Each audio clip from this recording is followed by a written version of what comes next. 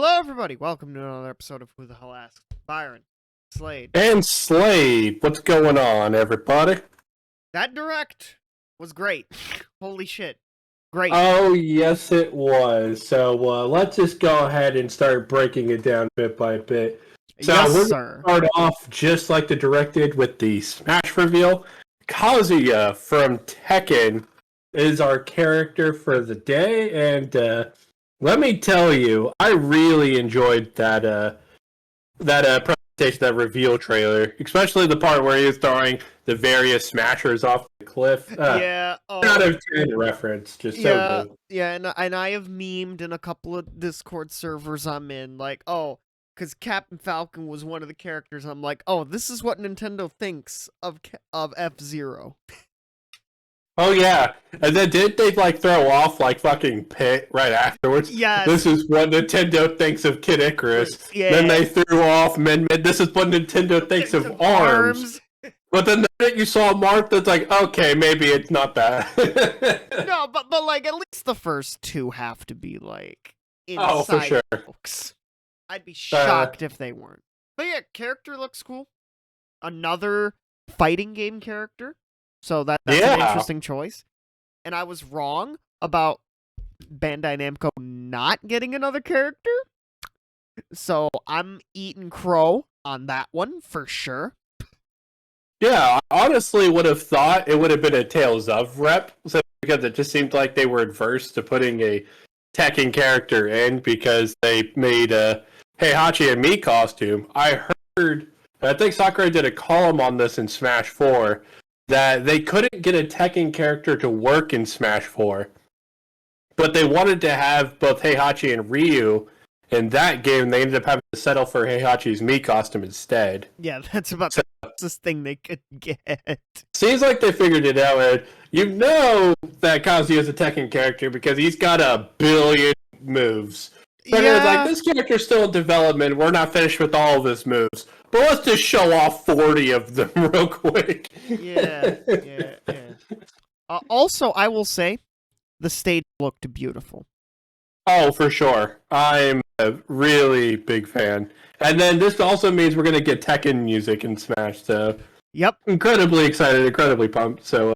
Yeah, and Tekken's a series that definitely deserves to be represented in Smash, too, so... Yeah, and we will have the Mr. Sakurai Presents, as we always do with these characters. It will happen on the 28th, so look forward to us covering that in a couple of weeks' time on the show, of course. Yep, and they also stated there will be no sign of Challenger Pack 11 at that presentation, so yep, maybe come in expecting a high Mii costume or two, maybe, but don't expect any more than that. Also expect hopes and dreams to die with those Mii costumes as well. Well, I think this is where we're finally going to see the Lloyd Mii costume. Yeah, that we've been missing all this time. Yeah, probably. But, that's okay. It was a fun ride. It's amazing that he made it all the way to this point in speculation in Smash Ultimate before finally being deconfirmed. So, props to him.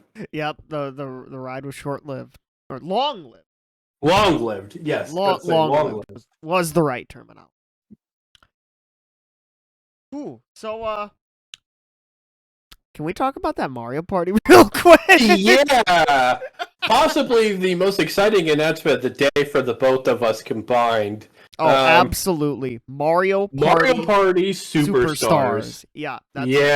So, in this Mario Party game, you are going to be playing through 5 boards from the N64 game. And so far we have 3 of them confirmed, that being Peach's birthday cake from Mario Party 1 for some goddamn reason. The worst, second worst board, depending on who you ask, in that game.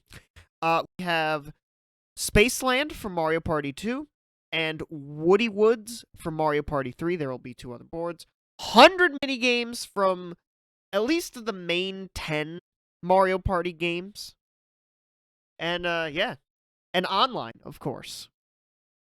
Yeah, so, from what I could see from both the reveal trailer and the Treehouse trailer, they're giving the 64 games a absolute crap ton of love and whatnot, which a lot of people, including myself, are very excited for, as I have Mario Party 3 as my best game in the entire series and whatnot. Yeah, Mario it seems Party to have gotten 3 is a great one, for sure. It seems to have gotten the most amount of mini games.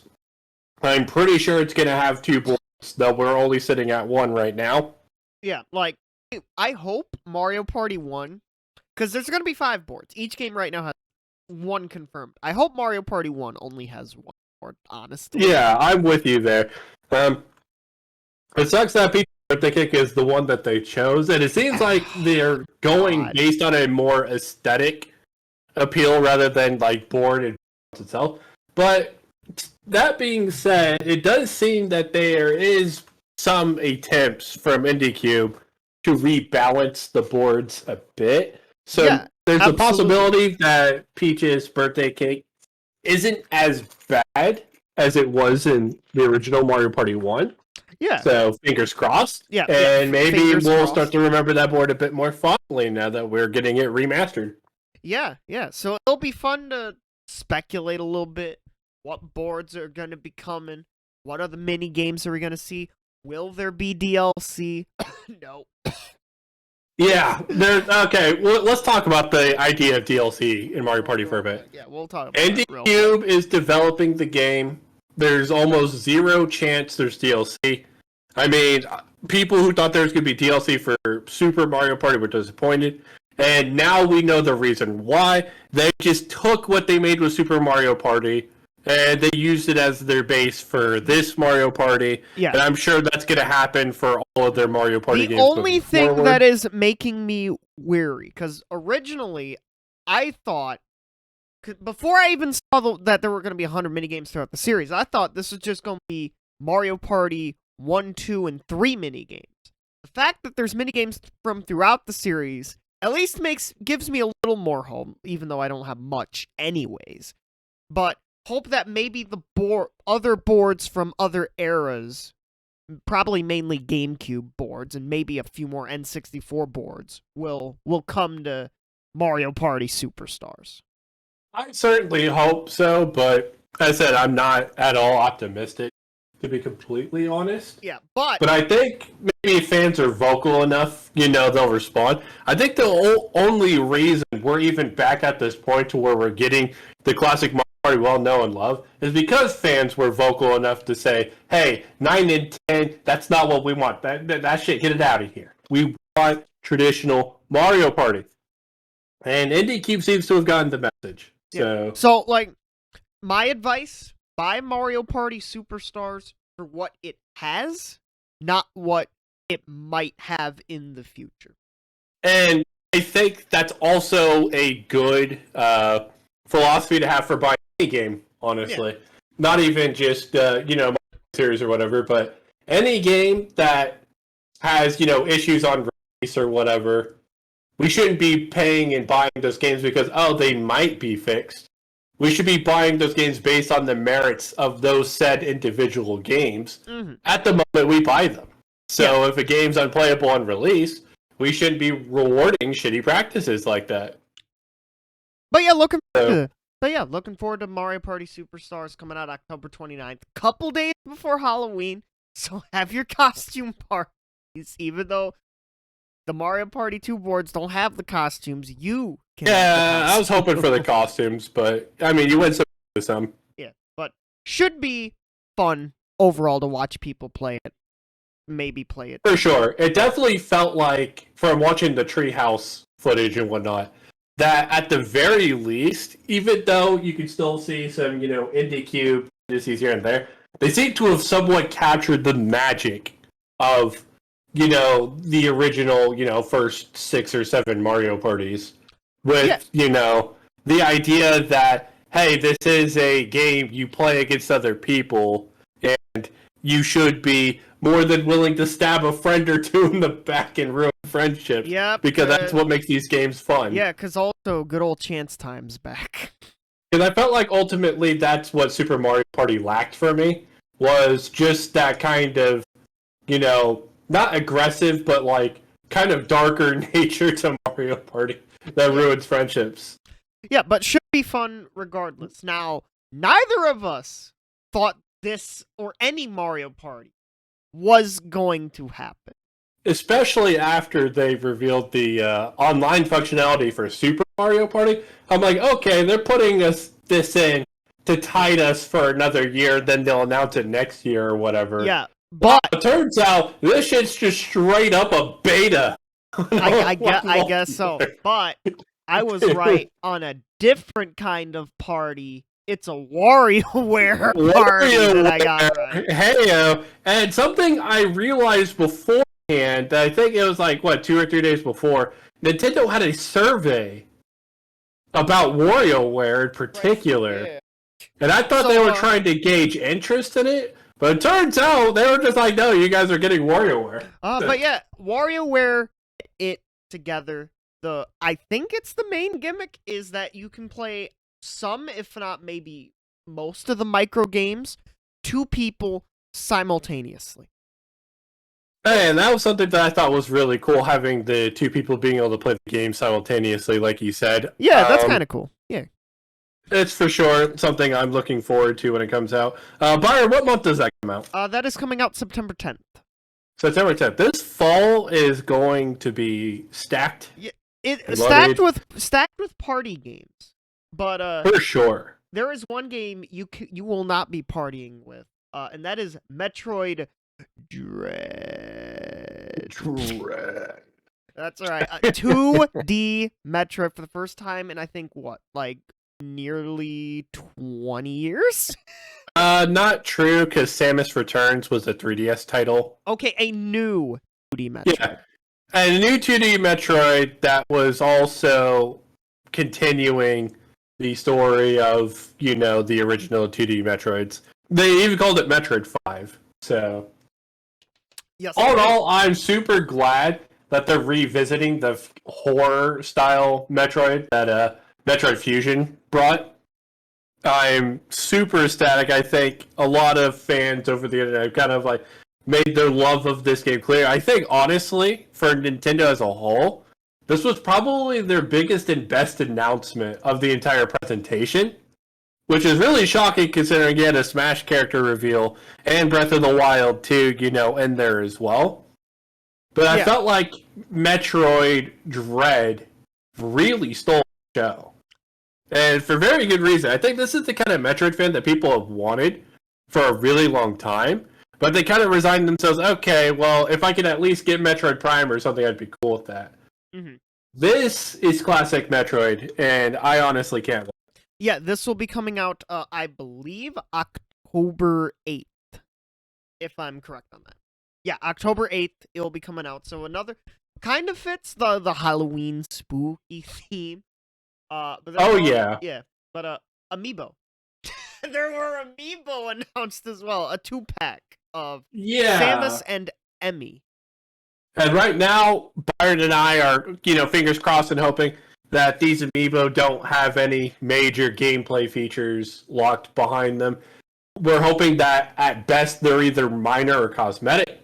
But you never know at Nintendo. They do need to sell these Amiibos, so typically they're going to give you access to something in the game that people are going to want. Yeah, and a quick note, obviously, to, I think, no one's surprise, Prime 4 was not here. I think that's all we need to say about that. Yeah, as I said, that game's in absolute development. Hell, I don't think that's changing anytime soon. I would not be surprised if it popped up next year. Yeah, not for a release date next year, but just to show, hey, this is where the game's currently at. Here's some gameplay and some trailer footage. There you go. Yeah, I 100% expect Prime 4 next year to be, shown. But you know what? Speaking of announcements that we weren't expecting, we got a beloved return to 2 separate franchises. So let's talk about the first one. Super Monkey Ball is HD collection for Super Monkey Ball 1 and 2, if I'm not mistaken. Yeah, 1, 2, and some features from Super Monkey Ball Deluxe, which I believe was the Xbox and PS2 version of Monkey Ball 1 and 2 combined with some extra features. Interesting. But overall, a lot of people are super excited to see that. I think Return to Monkey Ball has been long overdue. Hoping that there's some sort of online functionality. Yeah, gotta be with it. Yeah, gotta be able to play like monkey tag, monkey baseball, monkey golf, monkey bowling, all those fun mini games online. Yeah, and there's no confirmation on that right now.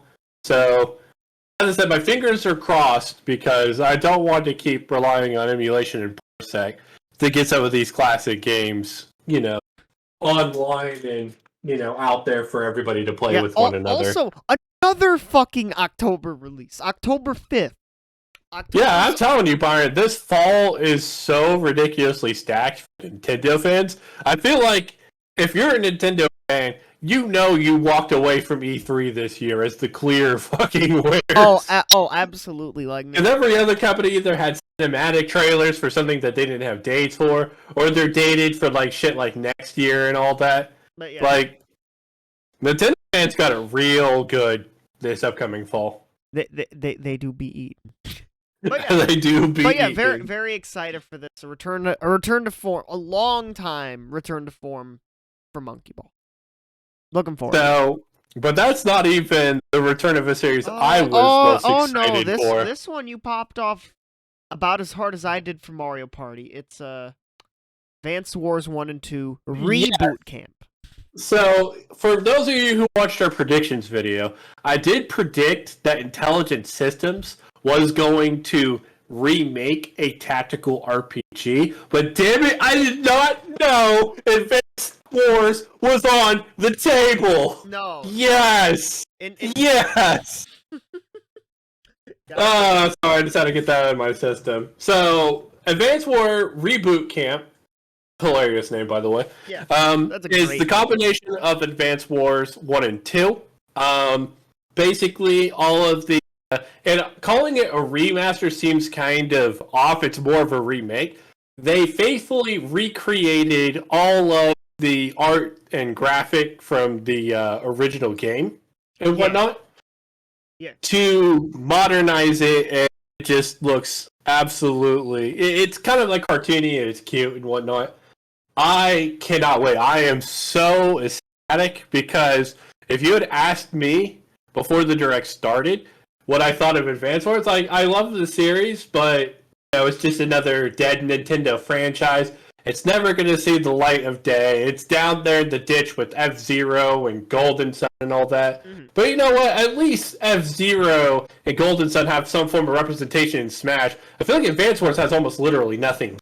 Yeah, literally nothing. And a fun fact, alongside with Nintendo and Intelligent Systems, WayForward is also hopping on this train. WayForward are also helping develop this. And I'm wondering if they're the primary team that's working on it overall, which would make a lot of sense, kind of how Intelligent Systems kind of doled out the work for Three Houses to Koei Tecmo, and they just had a couple of their higher-ups kind of oversee the project. Oh, yeah, because Intelligent Systems was on WarioWare this entire fucking time. Exactly. So it seems to be a really good business strategy for Intelligent Systems to kind of delegate work to these companies that are willing to work with them and whatnot. Yeah. So, but yeah, obviously it's not the Fire Emblem remaster that I predicted, but let me tell you, this is 100% in my eyes way better. Because like I said, I hope that for the as a whole, this does well enough to warrant a return for the series. We'll so if you love Advance Wars, or if you've played it on the GBA, or if you've never even played Advance Wars, please give this game a shot. I implore you. Yeah, and hopefully one of the characters don't get thrown off a cliff into a volcano by the new Smash character. Oddly specific, Byron. Oddly specific. But yeah, so we got a few smaller Nintendo, I would say. So we had revealed first at Ubisoft's event, but also shown off here was Mario plus Rabbids Sparks of Hope. Yeah, so we didn't cover the Ubisoft presentation along with really any of the other third-party presentations. And honestly, in retrospect, that's starting to look like a really sound decision overall. Yeah, absolutely. I'm so glad about that. Yeah, after the disaster that was that Square Enix presentation, Right. Capcom, I said Capcom, damn, it's a habit. Capcom somehow found a way to do even worse than Square Enix. And then determined not to be one up. Bandai Namco today determined to at least go even with Capcom. So, with Bandai and Capcom, they said, yeah, we don't have much. So, at least they warned people ahead of time. Yeah, but I don't know if I'd call Capcom, warning ahead of time sufficient. They marked 3 games that were going to be there, but they didn't say whether other games would be there or not. It felt very misleading. Yeah, but Namco was straight up with it, so yeah, I guess they get credit. Mm-hmm. But long story short, if you all only watched the Direct, take it from me and take it from Byron. The only other presentations you really want to watch are the Ubisoft and Microsoft ones. You watch any of the ones, if you miss any, you're not really missing anything. But yeah, Mario and Rabbids, another game in this series. Yeah, back on subject. That Rabbid Luma is the most fucking cursed thing I've ever seen. Yes, oh my god, I'm gonna have nightmares fucking looking at that thing, I swear to god. This has a more, I guess, like, galactic vibe, and there's a bit more free movement than in the original Mario and Rabbids Kingdom Battle. Yeah, I'm actually kind of wondering how that's going to play out, because as soon as I saw the characters freely moving around, I'm like, this is still an XCOM, right? yeah, it's still XCOM. It's just more free-range XCOM. So, definitely looking forward to seeing that plays out. I believe that's not coming out until next year. Yeah, this is a 2022 game. Probably for the better, because if that was also coming out this fall, Nintendo fans would have to make a lot of tough decisions on what they were going to buy this season. My God, yeah. And the other, I guess, smaller Nintendo announcement was that there is going to be free updates coming to Mario Golf Super Rush, including a new Donk City course. That is correct. So, I missed this when I watched the trailer initially. But it seems like they're going to add Super Mario Odyssey worlds as Mario Golf courses in Mario Golf Super Rush. Which is a great idea. Yeah, absolutely fantastic idea. So we're definitely going to need to stay tuned.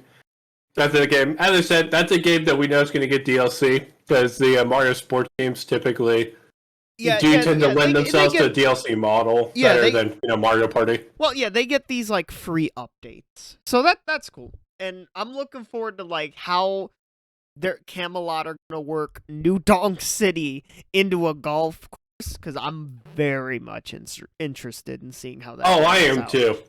As I said, I can't wait for that game. That game looks to be the most interesting Mario sports game in like damn near a decade. Honestly. But yeah. Some third parties had a few things. We had the Danganronpa series is coming to Switch, including a little board game mode. Yeah, it's an expanded board game mode, and I think it was in Danganronpa 3, though I could be wrong.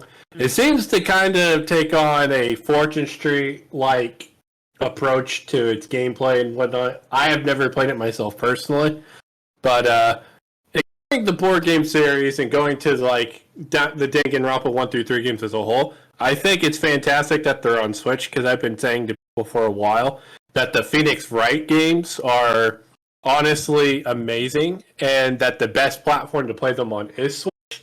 And those styles of games just lend to the Switch personally really well, because of that, portability factor that the Switch has. So overall, if any of you are a fan of the Danganronpa games and whatnot, maybe you're looking to experience it again, but maybe you want a handheld device, Switch is a great place. If you haven't experienced it yet, I would wholly recommend it. Definitely get it on Nintendo Switch when it comes out. Yeah, both Danganronpa Decadence and the other Danganronpa games are set to come out, I believe, sometime in 2021.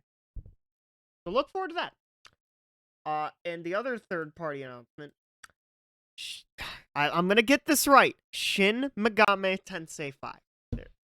You got it, Byron. All right, I got it right the first go. time. Okay. Yeah, you got it. Good shit, good shit. All right. So, Shin Megami Tensei 5 is, did they show a release date there? Yes, I must have missed it. That is coming out November 12th. All right, so just right before the holiday season, they avoid that super stacked fall window. Yep. And whatnot. Definitely looking forward to that game. I think it's going to be the first original JRPG that is an Octopath to be revealed and released on Switch. Yeah, actually. Since the Switch is really, because I think everything else has either been a port or a kind of a smaller scale RPG overall. But as I said, I definitely can't wait for that game to come out. I'm a big fan of the Shin Megami Tensei series. By the way, if you ever want to piss off an SMT fan, start comparing it to Persona. You'll trigger every last one of them. It's great. Okay. So I think for other announcements from third parties, I know they showed off a little bit of Doom Eternal's latest expansion coming out. Yep. Kind of shows that Nintendo and Microsoft still have somewhat of a partnership, though Byron did mention it could be a bit of an obligation since the game's already on Switch. Yes, which I'm still 1000% on that. That, like, it's an obligation. The game already was on Switch. The DLC was probably already planned for Switch. Blah, blah, blah. Yeah, and I think at this point I'm actually starting to agree with Byron a little bit. Obviously, if we want to talk about some of the predictions that we both made that didn't make it here, obviously Master Chief did not get in Smash. I'm sorry, guys. Mm-hmm. And their Halo Master Chief collection did not end up on Switch. Yeah. So, yeah, I knew those predictions were pretty outlandish and crazy to begin with, but damn it, I made them and I stuck with them. So, Zelda. Happy 35th? Yeah, 35th. Yep, happy 35th anniversary. Also, Zelda. Metroid's 35th as well. Well, yeah, but yeah, Metroid got Dread. What does Zelda get? A Game & Watch. Yep, a Game & Watch. Well, you also got the Skyward Sword HD remaster, Byron, okay, with the oldly exclusive features being locked behind a $25 amiibo. Gosh, ungrateful fans. Jeez. Oh, Lord. Okay, but yeah, the Game & Watch has the original Legend of Zelda, Zelda 2 Link's Adventures, the OG version of what's the Game Boy game? Slade? Fuck. Legend of Zelda Link's Awakening. Okay, I got you, homie. What the name was? Yeah, and it comes with a little Link-styled Game & Watch hammer game. So that's kind of cool. Yeah, I think the Game & Watch actually was a pretty neat announcement overall. Yeah, it's ignoring my feelings about Skyward Sword aside. Yeah, it's coming out the same day as Shin Megami Tensei 5. Yeah, and I don't think those sales will at all cannibalize each other. I think the Game & Watch is only like $20 these or are something. Two completely different. Yeah, so I don't think for other Zelda titles I'd be like, okay, well maybe I would not release on the same Zelda's releasing because that sounds like suicide. But it's a Game & Watch. It's a Game & Watch, so it's fine. Yeah. So we're definitely looking forward to the Game & Watch itself. Maybe not Skyward Sword so much. But other that wasn't the biggest Zelda news. Oh no! It is that. That game, Breath of the Wild 2. Yep. Still no title, by the way. Yep. Maybe it will just end up being called Breath of the Wild 2. Honestly. But yeah, that looks stunning. Like, oh my god! Yeah, it is all about the sky. Mm-hmm. Link can fucking go through solid ground now, or yeah, he's an objects. Link's a fucking inkling now. Link's an inkling. But the biggest thing, the biggest piece of news, was the year that you see on screen, 2022. Yeah, and I know that's going to disappoint a lot of people, but I think when you look at games like Cyberpunk that released, last year and whatnot, and a lot of other, rushed releases of games, especially single player, multiplayer games alike and whatnot, all look terrible on release and borderline. Some of them are unplayable. I'm okay with waiting another year for Breath of the Wild 2. And for what they showed us so far, everything looks really good. Yeah. So definitely can't wait for that. There's some really cool things that I noticed during the trailer upon rewatching it. Was Link didn't appear to be using the Sheikah Slate like he did in Breath of the Wild 1. It seemed like that power he activated where he stopped the rolling ball and then kind of reversed time on it was with his hand that was like being corrupted and like stuff like that. So, excuse me. So definitely looking forward to that. I'm very, very excited. Yeah, and I think Breath of the Wild 2 is going to have a lot of spicy new stuff to keep us interested. Yeah, and I think Link's hair is a little bit different from what I remember seeing. Okay, so here's the thing. A lot of people are saying that it's longer. It's actually not. Link, in every instance of his Breath of the Wild form, always has his hair tied up. Yeah. Or banded in some way, shape, or form. That was his hair absolutely loose and free. So yes, it does look different. But it's not because his hair's length is different. It's because it's like unbanded or whatever. Alrighty. But yeah, 2022 for Breath of the Wild. So there are a few things that kind of surprised us that weren't there. Mainly Bayonetta 3. Yeah, no Bayonetta 3. That was actually stunning to me. And I'm kind of wondering, Platinum Games, what is going on? Is everything okay? Day 12 day 1286 since last Bayo 3 news. I'll say this, Bayo 3, I think because they shut off the logo and whatnot, obviously they didn't have, gameplay engine or anything ready. I don't think the Bayonetta games used the previous Bayonetta games as like a base or anything, so unlike Breath of the Wild 2, this game is being built from scratch. And I think it might have been a bit too early to announce a new title. I don't know. Way too early. Like, way too early. Because we honestly don't know how far along that game is or how it's doing. As I said, Platinum Game, are you okay? Like, is everything going all right? Do you need help? I'm concerned. Yeah. But overall... happened. Okay, go ahead. No, go ahead. Okay, we already know what happened with Metroid Prime 4. Like, baby, if you need some help, we need to know. Oh. But yeah, overall, the Direct was good. It was really good. It was a godsend compared to most of the rest of this gaming week. I'm just gonna say it saved E3. I said it. I usually don't believe in like winners or losers of E3 or whatever, but I'm sorry, Nintendo just stomped everybody. They saved E3. The world's a great place again. Yay! That's pretty much my feelings of the Direct. I think the Direct is the best presentation by a lot. I thoroughly enjoyed the majority of the things announced, and I honestly didn't come into this E3 expecting to get excited about a whole lot. Same. And outside of, for me, it was the Outer Worlds 2. But outside of that, E3 was kind of meeting my expectations in terms of not exciting me a whole lot or at all. But they were kind of also reaching new lows that I didn't think were possible. And I think even though my expectations were low, I was still going to walk away disappointed. So, thank God Nintendo did not let me down. Thank God. Yeah, overall, fun presentation.